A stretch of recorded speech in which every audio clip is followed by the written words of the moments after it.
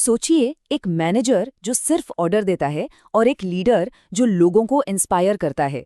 इन दोनों में आखिर क्या फर्क है?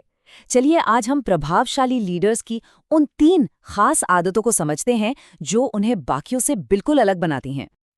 देखिए, लीडरशिप की असली परीक्षा तब होती है जब आपके पास कोई अथॉरिटी या पोजीशन ना हो, फिर भी लोग आपको सुने। क्योंकि सच्ची लीडरशिप, आप जानते हैं, पावर के बारे में है ही नहीं। ये तो इस बारे में है कि लोग अपनी मर्जी से खुद आपको फॉलो करना क्यों चुने।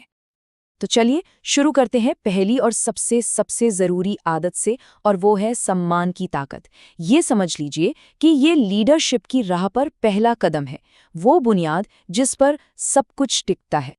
हम सब ने ये सुना है ना, कि इज्जत दोगे तो इज्जत मिलेगी। लेकिन जानते हैं, लीडरशिप में ये सिर्फ एक अच्छी बात नहीं है, ये एक प्रॉपर स्ट्रेटजी है। जब कोई लीडर पहले सम्मान देता है तो वो एक सेफ माहौल बनाता है, एक ऐसा माहौल जहां टीम का हर मेंबर खुलकर अपनी बात कह सकता है। और यही खुलापन, यही ओपननेस तो है जो कमाल के आइडियाज को जन्म देती है। किसी के कैरेक्टर की असली पहचान पता है क्या है? वो ये है कि वो हर किसी के साथ कैसा बर्ताव करता है, चाहे उनका पोजीशन कुछ भी हो। मतलब बड़े से बड़े एग्जीक्यूटिव से लेकर ऑफिस के सपोर्ट स्टाफ तक, जब आप सबके साथ एक जैसा अच्छा व्यवहार करते हैं ना, तभी असली इज्जत और भरोसा हासिल होता है। एक मिनट सोचकर देखिए, हमारे शब्दों में कितनी ताकत है ना? किसी को बस यूं ही बुला लेना और किसी को सम्मान से आप कहकर बात करना, इसमें जमीन आसमान का फर्क आ जाता है। और ये छोटा सा बदलाव सिर्फ किसी को अच्छा फील नहीं कराता, बल्कि एक ऐसा कल्चर बनाता है जहां लोग बिना डरे अपनी बात रख पाते हैं। क्यों? क्योंकि उन्हें पता होता है कि उनकी बात की और उनकी इज्जत की जाएगी। अच्छा, अब आते हैं दूसरी आदत पर, और ये है अपनी गलतियों को मानने का साहस। देखिए, ये कोई कमजोरी नहीं है, बल्कि ये अपनी वल्नरेबिलिटी को अपनी ताकत बनाने जैसा है। और सच कहूं तो ये एक बहुत ही कमाल की लीडरशिप क्वालिटी है।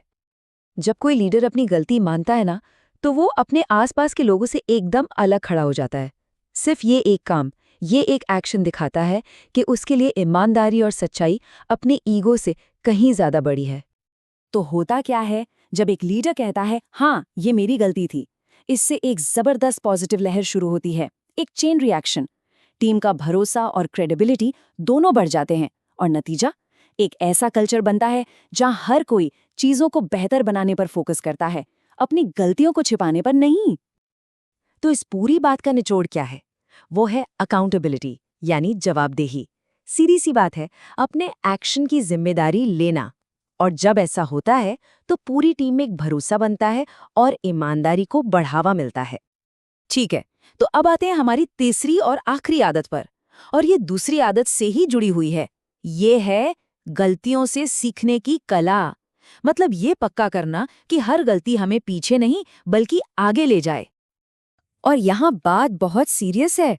जरा सोचिए, अगर कोई एक ही गलती बार बार दोहराए तो क्या होगा? उसकी क्रेडिबिलिटी तो जाएगी ही, काम पर भी असर पड़ेगा। आगे बढ़ने के लिए सिर्फ सॉरी बोलना काफी नहीं होता, उससे सीखना भी पड़ता है। यहाँ असल में 2 रास्ते हैं, या कह सकते हैं कि 2 तरह की सोच है। एक तरफ वो सोच है जो एक ही जगह अटकी रहती है, जहां गलतियां एक बोझ बन जाती हैं। और दूसरी तरफ एक ऐसा नजरिया है जहां हर गलती कामयाबी की तरफ एक सीढ़ी बन जाती है। और एक अच्छा लीडर हमेशा अपनी टीम को इसी दूसरे रास्ते पर लेकर जाता है। जो असरदार लीडर्स होते हैं ना, वो गलतियों को फेलियर की तरह नहीं देखते। नहीं, वो उन्हें सीखने के लिए एक कीमती मौके की तरह देखते हैं। एक ऐसा मौका जो उन्हें भविष्य में और बेहतर फैसले लेने में मदद करता है। तो चलिए अब तक की सारी बातों को एक साथ जोड़ते हैं और ये समझते हैं कि इन आदतों को अपने लीडरशिप स्टाइल में शामिल करके एक ऐसा लीडर कैसे बना जा सकता है जिसे लोग दिल से फॉलो करना चाहें। देखिए, ये तीनों आदतें आपस में कितनी खूबसूरती से जुड़ी हुई हैं। सबसे पहले आप सम्मान देकर भरोसे की नींव रखते हैं। फिर आप अपनी गलतियां मानकर उस भरोसे को और भी पक्का करते हैं। और आखिर में उन गलतियों से सीखकर आप ये साबित करते हैं कि आप हमेशा आगे बढ़ने के लिए कमिटेड हैं। और यही वो काम है, यही वो आदतें हैं जिनकी वजह से लोग किसी को फॉलो करने का फैसला करते हैं। याद रखिए, लीडरशिप कोई टाइटल नहीं है जो मिल जाता है, ये वो इज्जत है जिसे अपनी आदतों से कमाना पड़ता है।